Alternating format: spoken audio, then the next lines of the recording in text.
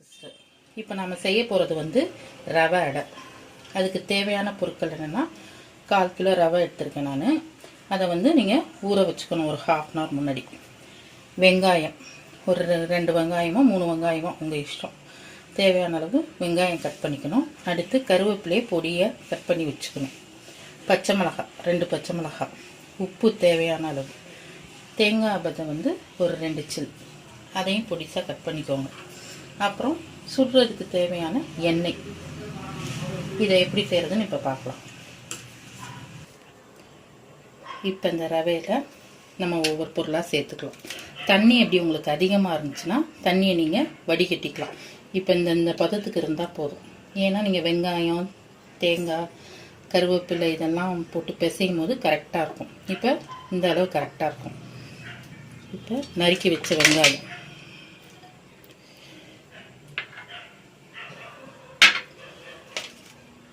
கருவேப்பிலை, பச்சை மிளகாய், தேங்காய் பத்து,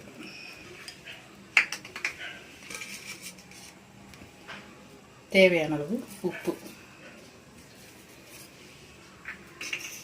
இப்போ இதெல்லாம் சேர்த்து ஒன்றா பிசைஞ்சுக்கணும்.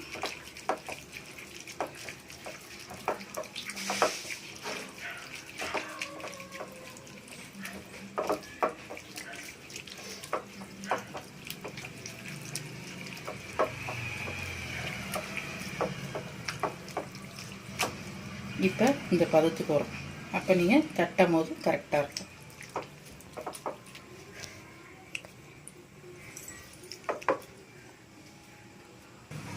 இப்போ அடுப்பை பற்ற வச்சுக்கலாம். நம்ம இப்போ அடை சுட தயாராகலாம்.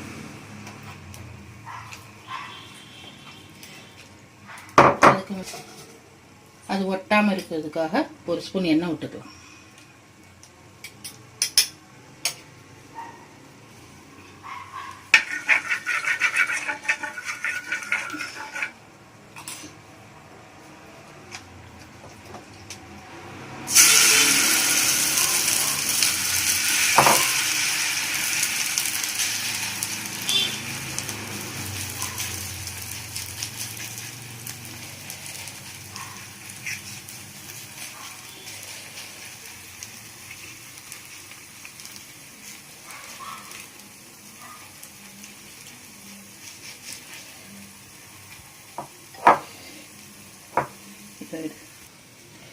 இந்த பதத்தில் இருந்தாலே உங்களுக்கு கரெக்டாக வரும். அடை கரெக்டாக சுடுறதுக்கு வரும். இப்போ தேவையான அளவு வந்து ஒரு ஸ்பூன் வந்து எண்ணெய் ஊற்றிக்கலாம்.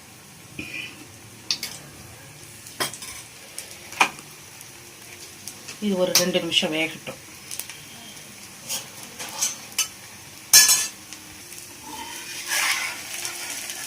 இப்போ திருப்பி விடலாம்.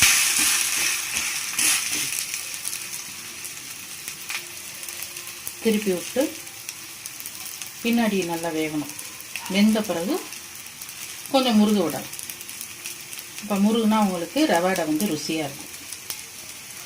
இது வந்து ஒரு 5 நிமிஷத்துலேயே வந்து செஞ்சிடலாம். மொத்த ப்ரிப்ரேஷன் டைம் வந்து ஒரு 10 மினிட்ஸ் தான் ஆகும்.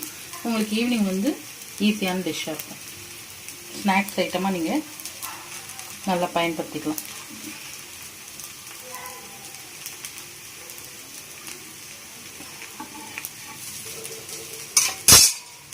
இப்போ வந்து ரெடி ஆயிடுச்சு. நல்லா சவந்துடுச்சு. நல்லா ஓரத்துலலாம் நல்லா முருகிடுச்சு. அதனால் இப்போ சர்வ் பண்ணலாம். சூடான சுவையான ரவை அடை ரெடி. இது உங்களுக்கு பிடிச்சிருந்துச்சுன்னா லைக் பண்ணுங்கள், சப்ஸ்கிரைப் பண்ணுங்கள். தேங்க்யூ.